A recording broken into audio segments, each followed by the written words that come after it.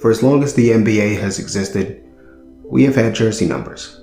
They're a staple of the game, and in a literal sense, they're used to identify and differentiate who players are on the court. If you don't know a player's name, you might at first refer to them by their jersey number. They are even used by the refs on court to communicate about fouls and important to how stats are tracked in the arena. But for certain players, their jersey numbers became more than that. Some players have deep personal reasons for picking their number. For others, it's just what was available. I've always been weirdly fascinated by jersey numbers and why players have chosen specific numbers to wear. For example, did you know that when Nikola Vucevic was traded to the Bulls this past season, he offered to pay rookie Patrick Williams so that he could take the number 9 jersey? I looked into this and found a story where Vucevic revealed that he wears the number because his father wore it, and he has fond memories watching Jordan playing in the Olympics wearing the number 2. The spectrum of players who care enough about their jersey number to buy it from a teammate like Harden also did when he got to Brooklyn, and a guy like Patrick Williams who ended up giving Vucevic the number 9 for free because he clearly didn't have too much of an attachment to it. That's what drove me to make a deep dive into the greatest and most iconic jersey numbers in NBA history.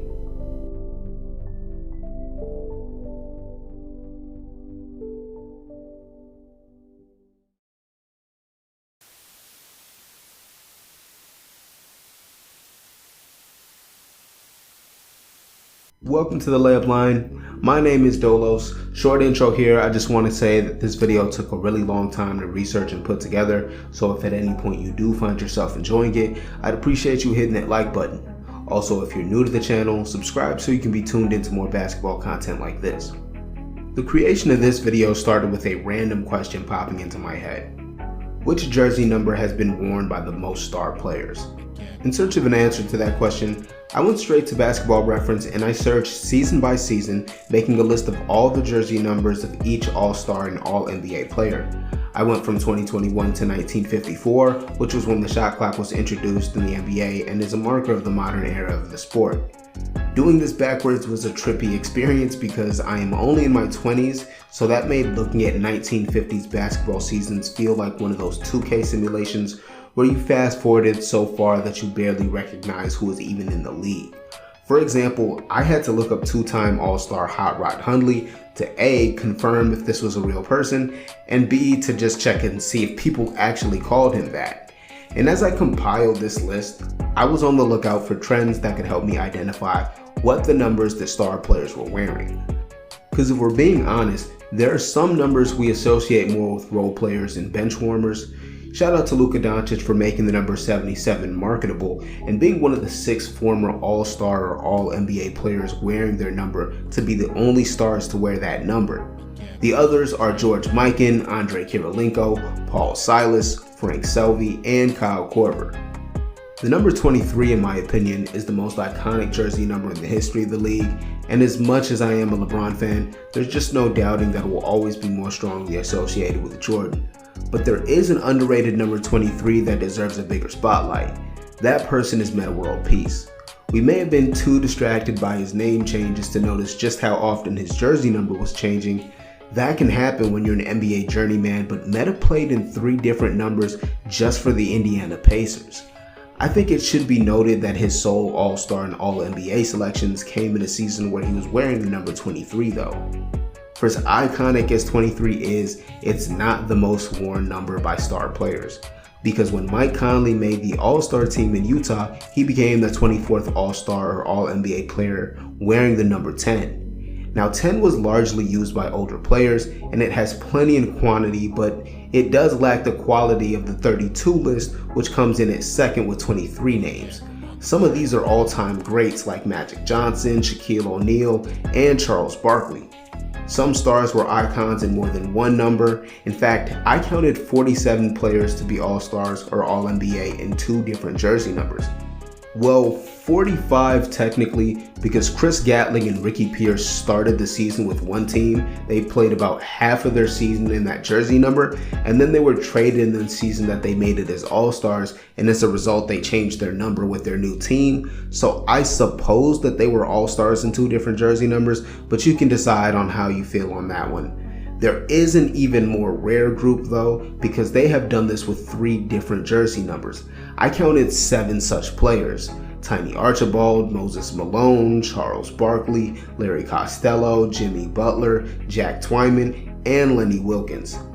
Shaq almost made his way onto this list. Star players like to hold on to their number even when they do move teams, but Shaq started as 32 with the Magic. He had to switch to 34 with the Lakers because they had 32 retired. He went back to being 32 when he got to Miami and then Phoenix. And then Shaq went to his college and high school number with the Cavs before finishing with the Celtics as the first player to ever wear 36 for that franchise. That level of team movement from an all-time great is rare, and it could have allowed him to be the only player to be a star in 3 different jersey numbers if he had been more successful in Boston and Cleveland, or if he had changed again when he landed in Miami or Phoenix.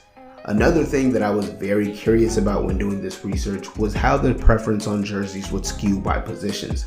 Before I tell you what I found, I do need to mention that it was incredibly hard to classify positions, especially considering the near 70 years of history where those positions have evolved over that time and the multiple stars that play multiple positions.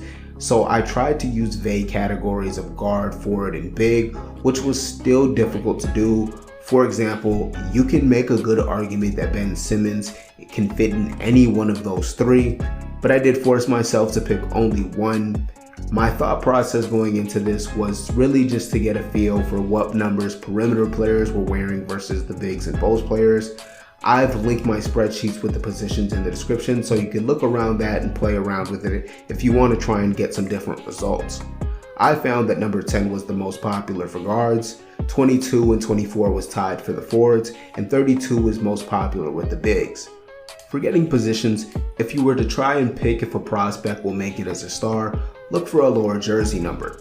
Numbers in the 0 to 10 range have had 161 stars, 101 in the 11 to 20 range, 93 in the 21 to 30, 67 in the 31 to 40, 64 in the 41 to 50, 11 in the 51 to 60, and just 1 in 61 to 90, as well as 3 in that 91 to 00.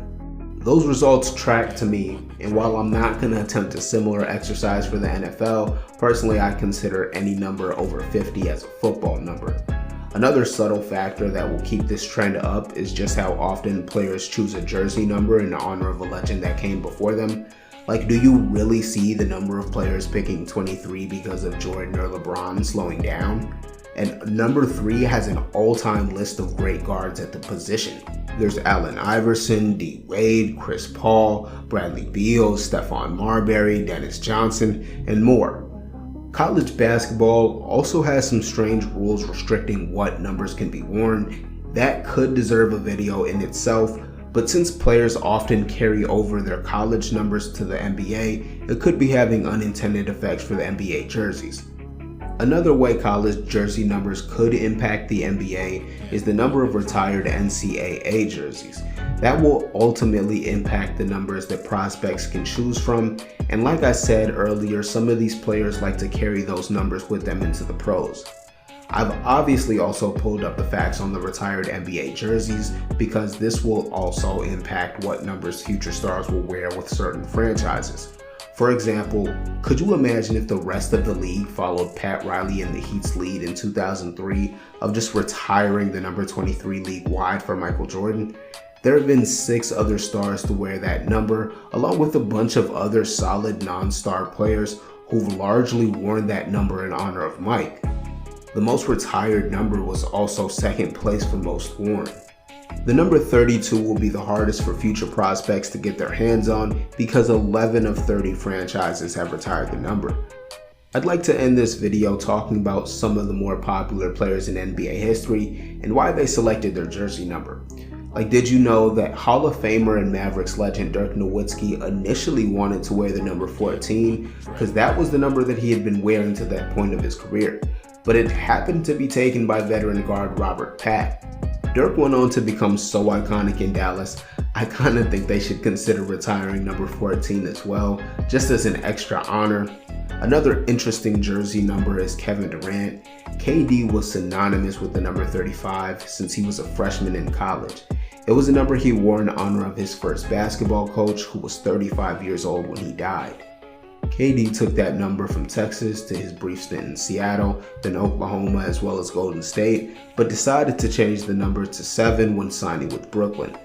Durant had a multi-layered answer about the number change, saying that 7 is to honor someone very near and dear to him, but it was also something new for a new phase in his career.